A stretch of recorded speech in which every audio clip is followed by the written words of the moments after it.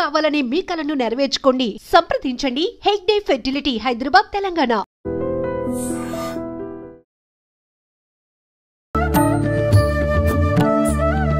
నమస్కారం, welcome to I dream. ధర్మ మార్గం విత్ విజిత కార్యక్రమానికి స్వాగతం. ప్రస్తుతం మనతో పాటు ఉన్నారు దివ్య విశ్వశక్తి పరివార ప్రచారకులు స్వామి ఓం స్వరూప్ గారు. ఇప్పుడు వారితో మాట్లాడి మరిన్ని విషయాలు తెలుసుకుందాం. నమస్కారం గురుగారు. శుభాశీస్సులు తల్లి.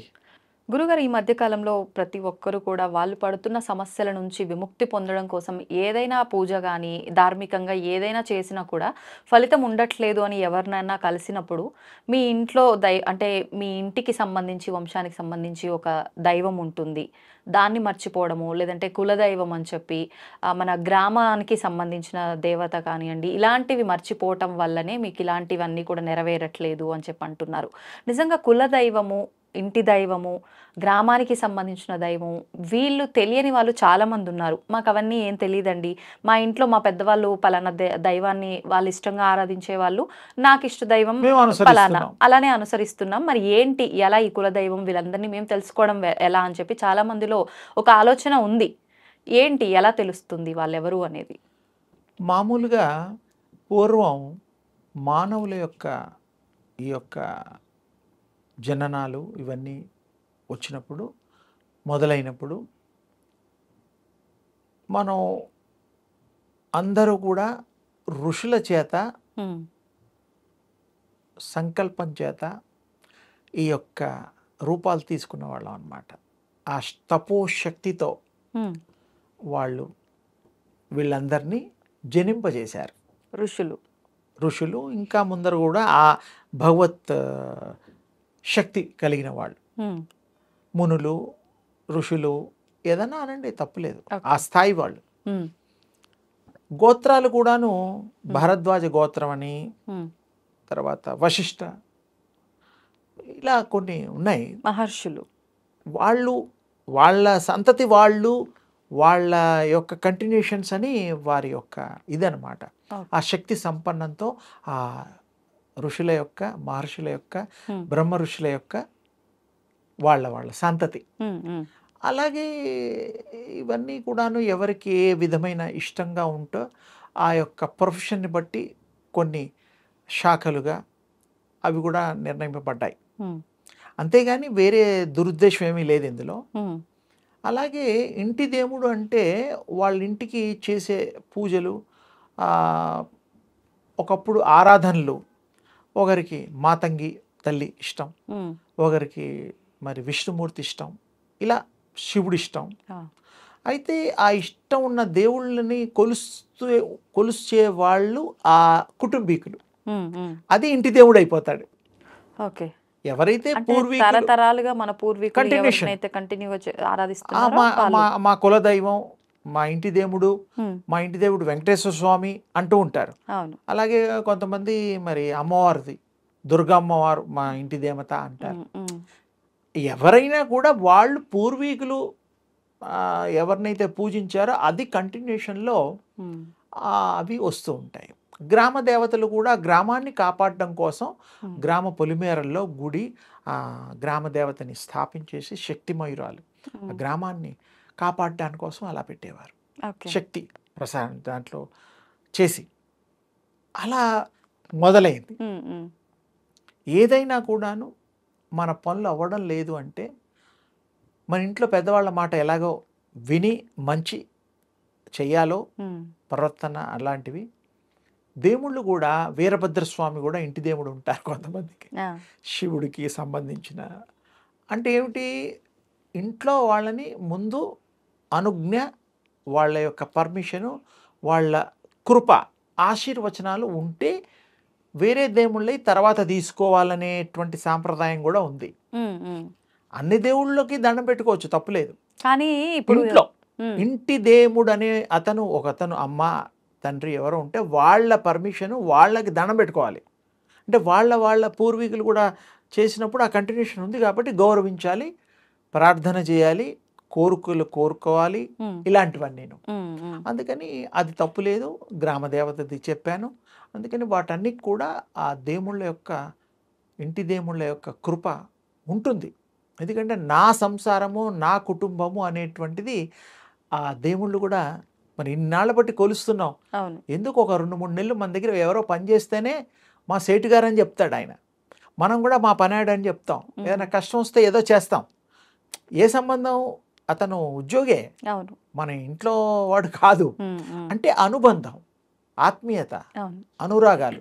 అలాగే దేవుడు కూడాను ఇన్నాళ్ళ బట్టి ఇన్ని తరాలు బట్టి పూజ చేశారు కాబట్టి ఆయన బిడ్డలాగా ప్రేమిస్తాడు, బాధ్యత వహిస్తాడు, బాధలు తీరుస్తాడు. ఆయన్ని కోరుకొని అలా కనెక్ట్ అయి ఉండాలి దేవుడితో. ఇప్పుడు ఆయన తప్పకుండా మనకి సందేహమే లేదు.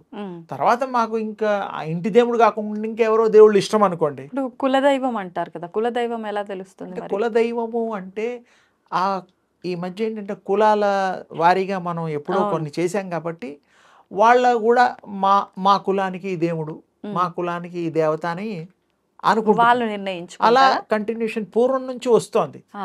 అందుకని మనం వాటిని గౌరవించి స్వీకరిస్తూ ఫాలో అయిపోవడమే. ఇప్పుడు దాంట్లో కాంట్రవర్సీస్ చాలా అవుతాయి తీస్తే. ఒకప్పుడు నచ్చిన వాళ్ళకి ఇప్పుడు మనం నచ్చకపోవచ్చు, అందుకని గౌరవిద్దాం. ఇప్పుడు ఒకవేళ మీరు అన్నట్టుగా మన పూర్వీకుల నుంచి ఎవరైతే ఆరాధిస్తున్నారో కులదైవంగా నిర్ణయించబడిందో అదే మనం ఆచరించాలి. అసలు తెలియని పక్షంలో ఇక వాళ్ళకి ఏది ఇష్టం ఉంటే అది తెలుసుకోవడానికి ప్రయత్నం చేద్దాం. అయినా కూడా కొన్ని ఎక్కడో సెటిల్ అయిపోతారు. హైదరాబాద్ వాళ్ళు అమెరికాలో సెటిల్ అయిపోవచ్చు, 1-2 తరాలు పోతే వాళ్ళకి ఎవరు తెలియదు. ఏదన్నా ఆ లైవ్లో ఉన్న వాళ్ళకైతే కనుక్కుంటారు, చుట్టాలను వాళ్ళనో వీళ్ళనో తెలుసుకోవడానికి వీలుంటుంది. ఏది అయినా ప్రపంచంలో దేవుడు ఒక్కడే, రూపాలు అనేకం. అందుకని అన్ని రూపాల్లో కూడా ఒకే శక్తి ఉంటుంది. శక్తికి రూపాలే ఈ దేవుళ్ళు, కైనెటిక్ ఎనర్జీస్ అని చాలాసార్లు చెప్పుకున్నాం. అందుకని మూలశక్తి ఆదిపరాశక్తి, తర్వాత ఈ దేవుళ్ళందరినీ కూడా మనం ఆరాధిస్తున్నాం దగ్గరగా. వాళ్ళు కూడా గొప్ప విషయం ఏంటంటే మానవ అవతారాల్లో కూడా తపస్సు చేసుకొని పెళ్ళిళ్ళు చేసుకొని వాళ్ళు కూడా సంతానాన్ని పొందారు. అందుకని మీరు దేవుళ్ళు, ఇష్టదేముళ్ళు, మన పూర్వీకులు ప్రసాదించినటువంటి ఆ పరంపర కొనసాగిస్తూ ఉంటాం. కొంతమంది మీరు అన్నట్టు తెలియదు అంటే ఆ తరాల్లో గ్యాప్ వస్తే తెలియదు. వాళ్ళు ఎక్కడో ఉంటారు, ఏదో ఊళ్ళో ఉంటారు, ఆ తరం వాళ్ళు మధ్యలో మానేయొచ్చు, రకరకాలు ఉండొచ్చు. అప్పుడు ఎవరిష్టం వచ్చిన వాళ్ళని ఆ దేవుళ్ళని కొలవచ్చు. ఏ దేవుడు సర్వాంతర్యామి, శక్తి సంపన్నుడు కాబట్టి, అతీతుడు కాబట్టి ఎవరికి ఏది ఇష్టమో ఏ రూపాల్లో కొలుచుకోవచ్చు, తప్పులేదు. వారు కూడా మనకి బ్లెస్ చేస్తారు, మన కోరికలు తీరుస్తారు. మనస్సు పెడితే, అండర్లైన్, ఏదో దండం పెట్టుకోగానే ఆయన కూడా ఏమంటాడు, అడగలేదుగా ఎందుకులే అని అడిగి వెంబడబడాలి. అప్పుడు వారు కూడా అయ్యో నా బిడ్డ కదా పాపం ఇన్నిసార్లు అడుగుతున్నారు కదా, ఫోన్లే చేద్దాం చూద్దాం అనుకుంటారు, చేసి పెడతారు. అందుకని మనం ఇష్టదైవాన్ని మనం నిర్ణయించుకుని అధికారం మనకుంది, పూజ చేసుకునే వెసులుబాటు ఉంది, ఇంట్లో వాళ్ళకు కూడా ఉంది. ఇది ఇండివిజువల్ చాయిస్. పరంపర వస్తే అది కొనసాగించవచ్చు. అయినా కూడా కొంతమందికి పెద్దవాళ్ళు మన పూర్వీకులు ఉన్న దేవుళ్ళ కంటే కూడా కొత్త దేవుళ్ళు కూడా ఇష్టపడచ్చు, అది వేరే. ఏదైనా మీరు ఏ దానికైనా దాన్ని న్యాయం చేయండి తండ్రి. మీరు ఒప్పుకున్న దేవుణ్ణి పట్టుకోండి గట్టిగా, నీవే తప్ప హితప్పరం పెరుగు అనుకొని పట్టుకుంటే ఆయన వింటాడు, అమ్మవారు వింటారు. అంతే కదా, ఊరికే హాయ్ బాయ్ లాగా ఫ్రెండ్షిప్ లాగా అంటే కుదరదు. దేవుడు మనకంటే అతీతుడు, గొప్పవాడు, ఆయన గౌరవించాలి. ఆయన మన ప్రభువు, తండ్రి. ఆ మర్యాదలు పెడితేనే ఆయన వింటాడు, మీకు అన్ని కృప చేస్తాడు, కరుణిస్తాడు. గురుగారు, ఎన్నెన్నో తప్పులు చేస్తుంటాము, తెలిసి కొన్ని, తెలియక కొన్ని. మనం చేస్తున్నది ఇది తప్పు అనిపించదు మనకు, కానీ ఎదుటోళ్ళకి తప్పు అనిపిస్తుంది. అనవసరంగా వాళ్ళని ఎదుటివారిని ఇబ్బంది పెడుతుంటాము, తెలుసో తెలియకో. అంటే మనం ఒక పాపం మూట కట్టుకుంటున్నట్టే అని అంటుంటారు పెద్దవాళ్ళు. అయితే ఏదైనా తప్పు చేసినప్పుడు, ఎదుటివారిని మనం ఇబ్బంది పెట్టినప్పుడు, అరే నేను ఇబ్బంది పెట్టాల్సింది కాదు అని చెప్పి మనం పశ్చాత్తాపపడ్డ సందర్భాలు కొన్ని ఉంటాయి. అలా పశ్చాత్తాపంతో పాపాలు తొలగిపోతాయా మనం చేసినవి? ఇది కూడా చాలా మంచి ప్రశ్న. ఎందుకంటే చాలామందికి అవగాహన అవసరం, తెలుసుకోవడం కూడా అవసరం. ఐ డ్రీమ్ వేదిక ద్వారా మా విజితమ్మ తల్లి మంచి ప్రశ్న అందరి కోసం వేసింది, చాలా సంతోషం. పశ్చాత్తాపం అనేటువంటిది మంచిది, ఆ పశ్చాత్తాపం పడటంతో పాపం పోదు. ఉమ్, ఎందుకంటే ఎదుటివాడిని ఇబ్బంది పెట్టి ఎదుటివాడిని హింసించి మనం సంతోషపడ్డా లేకపోతే అసూయతో వాడిని ఇతరులని ఇబ్బంది కలిగే కార్యక్రమాలు ఏది చేసినా అయ్యో చేశానే సారీ అంటే సరిపోదు. ఉమ్, ఉమ్. అయ్యో నేను తప్పు చేశాను అని ఒప్పుకుంటే కూడా సరిపోదు. మరి ఎవరైతే ఈయన ఇబ్బంది పెడితే వాళ్ళకి ఏది నష్టం జరిగిందో, ఆ, ఆస్తి పోగొట్టుకున్నారు, లేకపోతే వీడి మూలన్నా వీడు చేసిన మూలన్నా వాడు జైలు పాలయ్యాడు, ఇలాంటివి కొన్ని ఉంటాయి, అవును. దెబ్బలు తగిలాయి, ఉమ్, వస్తువులు పోయాయి వీడి మూలంగా. ఉమ్, అప్పుడు వాళ్ళకి ఏవైతే పోగొట్టుకున్నారో ఉమ్, సారీతో చెప్పడం కాదు, క్షమాభిక్ష అడగడంతో పాటు ఉమ్. ఆ నష్టాన్ని వాళ్ళు భర్తీ చేయాలి. చేస్తే అప్పుడు ఆ పాపం పోవడానికి ఆస్కారం ఉంటుంది. ఆస్కారం మాత్రమే. మరి నువ్వు తెలిసి చేస్తే తప్పేగా, తెలియకుండా కొన్ని జరుగుతాయి. అవును. అదేదో అనుకుంటే ఏదో జరిగింది అంటూ ఉంటారు. ఉమ్. దానికి క్షమాగుణం ఉంటుంది. ఆ, ఇదేమో వాంటెడ్లీ చేయడం, వాంటెడ్లీ వాడి మీద అసూయ పెట్టడం, వాంటెడ్లీ వాడిని కొట్టించడం, కిడ్నాపులు, ఇవన్నీ రకరకాలు ఉన్నాయి కదా, దొంగతనాలు. ఉమ్, మరి అది తెలియకుండా చేస్తాడా వాడు? వాడే చిన్న బుడ్డాడా, 3 ఏళ్ల కుర్రాడా? తోటే. ఉమ్, మరి అలాంటప్పుడు తప్పేగా. అది నువ్వు ఏ పరిస్థితిలో చేసావు అవన్నీ వాడికి అనవసరం. నువ్వు చేసేది తప్పు, నీ వల్ల వాడు ఎఫెక్ట్ అయ్యాడు. ఉమ్, ఎలాంటి శిక్షణ అవసరం అంటే ఎదుటివాడిని వాడిని ఇబ్బంది పెట్టద్దు, మనం తప్పు చేయొద్దు, అందరం కలిసి సంతోషంగా సౌభాగ్యంగా ఉమ్, సహజీవనంగా అందరం జీవించే ఉండేటువంటి మంచి నిర్ణయాలు సంఘంలో మనుషులు తీసుకోవాలి. ఉమ్, కులాలకు అతీతంగా, మతాలకు అతీతంగా అందరూ ప్రేమ స్వరూపంగా ప్రేమను పంచుకుందాం, ఉమ్. హృదయంలో పెంచుకుందాం. ఇప్పుడు మీరు అన్నట్టుగా అంటే ఏం చేస్తున్నాము అన్న స్పృహ లేకుండా అయితే చేయట్లేదు కదా, తెలిసేరా, చేస్తున్నారు అన్నారు అన్ని కదా. తెలిసే చేస్తున్నారు వాంటెడ్లీ. అంటే కొన్ని సందర్భాల్లో అనిపిస్తుంటుంది. ఫర్ ఎగ్జాంపుల్ నేనే అనుకోండి, ఈ క్షణంలో నేను అనుకుంటా సరే ఆయన ఏమన్నా తప్పు చేసినా ఎందుకులే, ఆయన తెలుసుకుంటాడు, నేను ఎందుకు అనాలి అని చెప్పి కొన్నిసార్లు అనుకుంటా. ఈ రోజుకి ఈ దానికి క్షణానికి లిమిట్స్ అది. ఉంటాయిగా. ఇప్పుడు మరుసటి రోజు అదే నేను నిన్న ఉన్నంత ఓపికగా ఈ రోజు ఉండను. అది నా పైన ఆహార ప్రభావమే ఏదైనా కావచ్చు, కావచ్చు. పరిస్థితులు కావచ్చు, ఏదైనా కావచ్చు, నేను రియాక్ట్ అవుతా తన మీద. కానీ దానికి పశ్చాత్తాపం ఉంటుందా అంటే ఇలా మానవ బుద్ధి ఉంటుంది కదా, అది చంచలం అంటారు కదా, తెలిసి తెలియక కావాలని కొన్నిసార్లు మనని మనం కంట్రోల్ చేసుకోలేక అరుస్తుంటాము. అట్లాంటప్పుడు అది మీరు అడిగిన దాంట్లో చాలా అంతరార్థం ఉంది. అలా కాకూడదు, అలా కాదమ్మా. ఉమ్, దాన్ని కరెక్ట్గా డీల్ చేయాలి, కరెక్ట్గా అర్థం చేసుకోవాలి పరిస్థితిని. ఎదుటి వాళ్ళని ఎప్పుడు ఇబ్బంది పెట్టినా అది ఇబ్బందే. ఉమ్, అది ఇంకోటి తెలిసి చేస్తున్నాం కదా, తెలిసి చేసుకుంది ఇంకా చేయడం కంటే చేసేవాడికి మహాపాపి. ఉమ్, నీకు ఒక దెబ్బతో ఆ నొప్పి కాసేపు ఉంటుంది, కానీ పాపం ఇంకొక మనిషిని అలా ఒక దెబ్బేసామే, ఉమ్, అది నువ్వు వాడిని శిక్ష ఒక మంచి మార్గంలో పెట్టడం కోసం అని అనుకోవచ్చు. ఆ చిన్నపిల్లలు చదువుకునేటప్పుడు మాస్టర్ గారు దెబ్బేస్తారు, అవును. అది వేరు. ఇది ఇంత పెద్దవాళ్ళని దెబ్బేయడానికి ఆ పిల్లలకి పోల్చడానికి వీల్లేదు. ఉమ్, వీళ్ళకి వాంటెడ్లీ చేయడం, వాడి మీద కక్ష సాధింపు చర్య కానీ ఇలాంటివి కానీ, కొంతమంది మూర్ఖంగా అలా చేస్తే కూడా దానికి అప్పుడు అది ఈక్వల్ అయిపోతుంది. ఉమ్, ఎవరైతే వాంటెడ్లీ తప్పు చేసి మనం శిక్షిస్తే ఆ దానికి మనకి పశ్చాత్తాపడాల్సిన అవసరం లేదు, ఎందుకంటే వాడు తప్పు చేశాడుగా. అవును. అందుకని అది ఆ పద్ధతి వేరు. ఉమ్, కానీ నోయింగ్లీ మంచిగా ఉండేవాళ్ళని కూడా కొంతమంది అసూయ, కోపంతో, నా ముందర చిన్నప్పుడు పుట్టి నా పక్క వీధిలో ఉండి నేను ఇంత బీదవాడిని అయ్యాను, వాడేమో గొప్పవాడు, ధనార్జన చేసి గొప్పవాడయ్యాడు, లక్షల కోట్లు సంపాదిస్తున్నాడు, అసూయ.